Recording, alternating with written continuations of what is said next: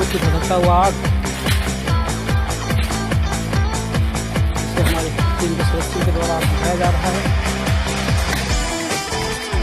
रात 8 बजे डॉक्टर अनुरंजन टोप्पो के द्वारा हमारी संस्था ग्रीन नेचर को ये सूचना मिली कि मनसा देवी मंदिर के सामने भीषण आग लगी हुई है, लेकिन आग इतना ज्यादा पैमाने में फैला हुआ है कि आप लोग 4-5 जाएंगे तो नहीं बुझा पाएंगे। आप लोगों को हर हाल में 15 से 20 लोगों को जाना पड़ेगा, लेकिन हमारी संस्था के सिर्फ 5 से 6 लोग आके इस सब आग को काबू पाने की लगातार 1-1.5 घंटा से कोशिश कर रहे हैं। लगभग हम लोग 2 किलोमीटर की दूरी में आग बुझा चुके हैं।